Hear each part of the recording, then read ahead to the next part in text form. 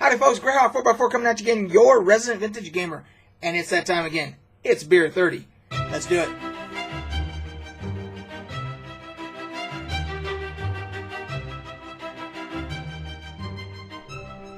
Okay, so this is my first Beer 30 post GaryCon 2017. And if you saw my previous video where I showed all that crap back there, all the loot and everything that we got, you saw that I got a ton of beer. One of which was Dogfish Head 60-minute IPA. And you guys know me. You guys know that I'm not much for the IPAs usually. But this one said that it was a balanced citrusy character. And I do like the citrusy type hops as opposed to the pine cone type hops. So let's give it a shot. Doesn't smell overly hoppy, which is good.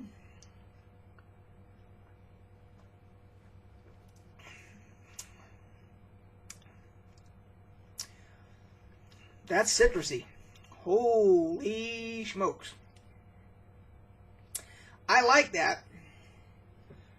I think a lot of my IPA friends may not like that because they like the pine tree stuff. But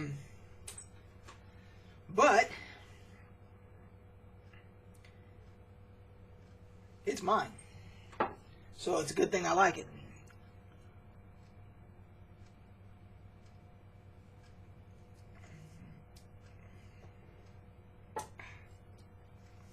I do like that. So, as you know, we talk about the beer. Then I usually talk about some type of relevant gaming topic that's happening currently. But what I thought I would do with this particular video is, because we just got back from a 2-week road trip, where we traveled through something like 9 states or something like that. And I drank a lot of beer at different places and so forth. I thought for this particular episode of Beer 30, let's talk about the beer from the trip that I had. So, I do have to get one thing. So, you can see I'm a little rusty because I had to do a hard cut there. I had to go get this little note right here. We drove from Utah through Wyoming and Iowa into, Wyoming, Nebraska, Iowa, and then into Wisconsin.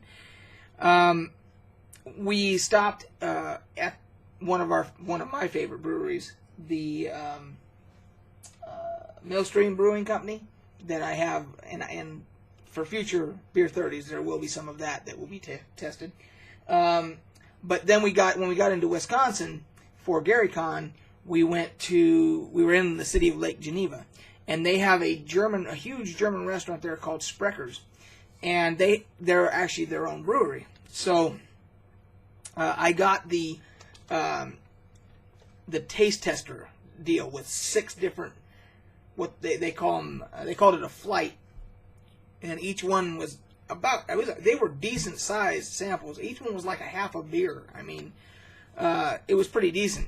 So let me shoot a picture here for you.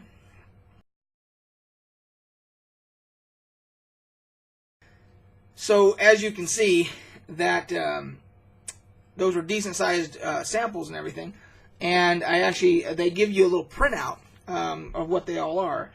And I wanted to talk about. I tried the. And you can, if you go to their website, I'll put a link below for the Sprecher Brewery website.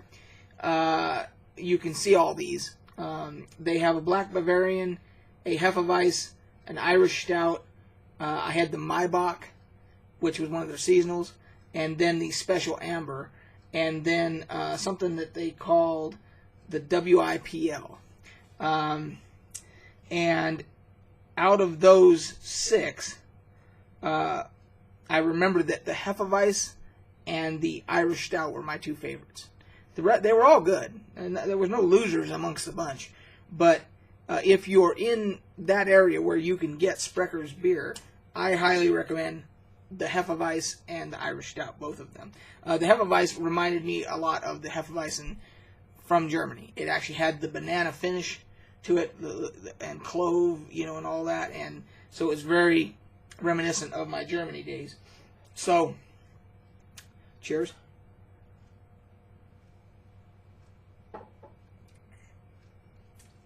I did want to mention about Dogfish Head. Going way back to when my buddies in California, we had our website, thebeerguys.com, and we were taste testing beer, and way before ratebeer.com and Beer Advocate, now years before those guys did it, Dogfish Head had just come onto the scene. And I don't remember if they're from Vermont. They're somewhere in New England. Let's see here. Delaware. So they were a microbrew. They're one of the ones that really kickstarted the microbrew craft beer frenzy type thing, because they don't make bad beer. There is not one beer amongst theirs that is not excellent. I don't remember all the ones that we tried and everything, but I just remembered that the quality was off the charts. And for me to like an IPA,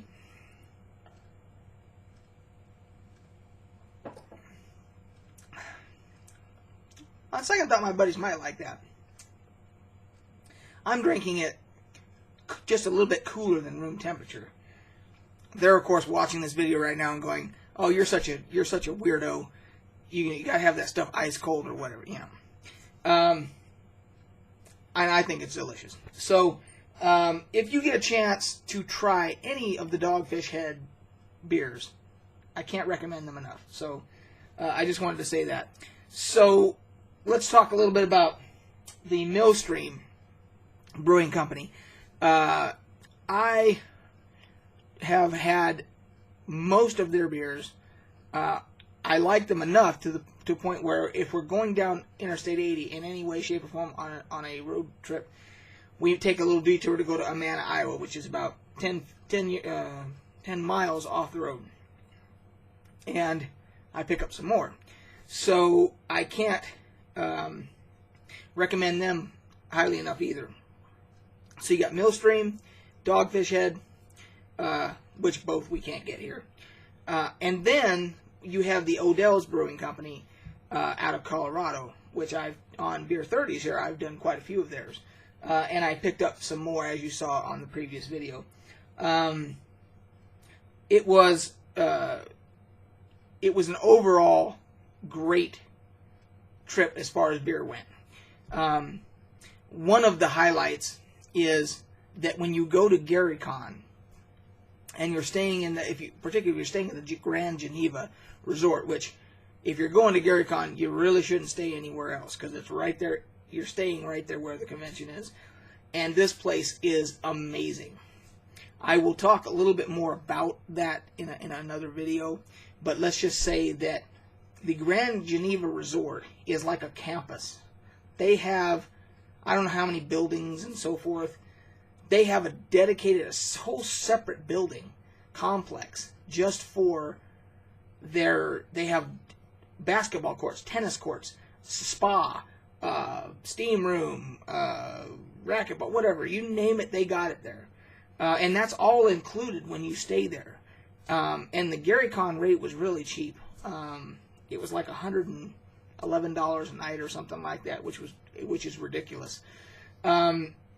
So I cannot urge that enough, that if you do go, you got to stay at the Grand Geneva.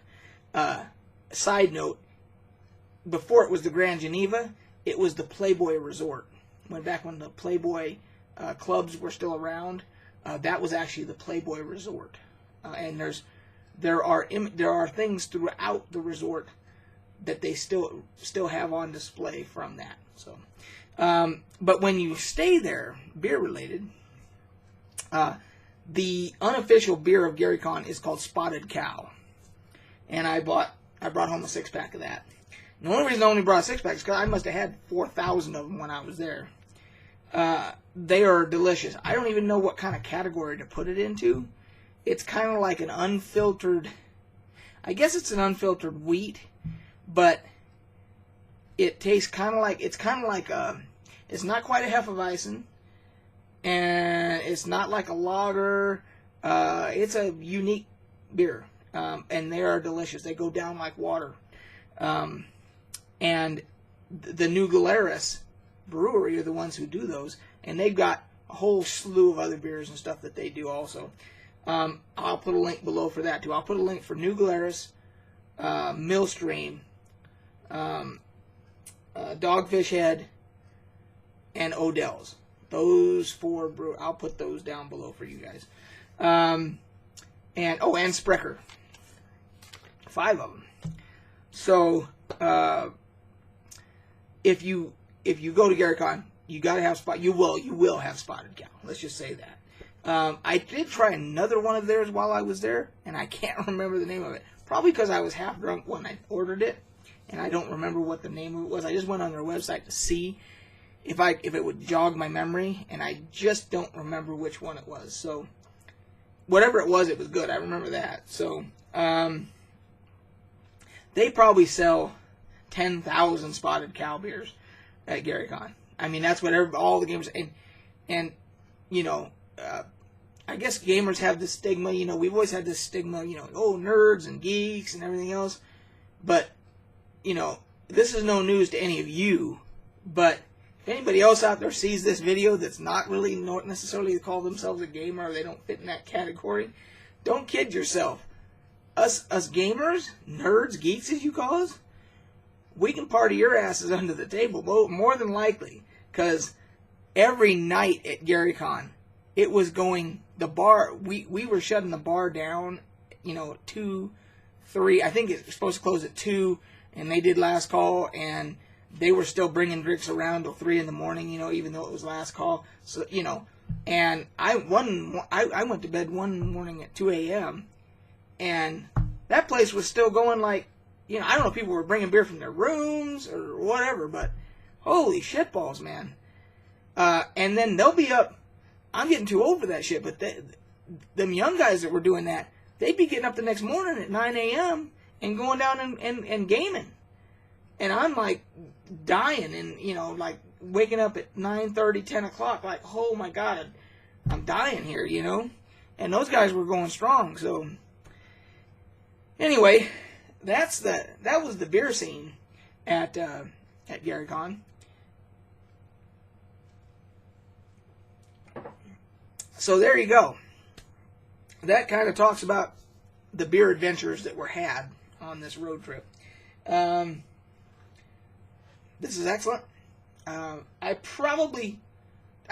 don't know that I would, this is more, to me, this is more of a one-shot beer, where I'd have one of these and enjoy it, because it is pretty, it is kind of a punch, that citrus hop thing, but when that's the mood I'm in, that's fantastic. So anyway, guys, I have many more videos to get caught up on. I have a Loot Crate unboxing I've got to do, and I know everybody else has already done this for this month, but I'm going to go ahead and do one anyway. If you don't need to watch it, that's up to you. I'll put it up. If it doesn't get any views or whatever, but I'm just going to go ahead and do it because so I don't like have one missing. Then I've got to do one all about the gaming loot stuff, and I've got to do one about the experiences, the parties I went to at GaryCon, just all that. So there's much more content coming, and we'll catch you guys on the flip side.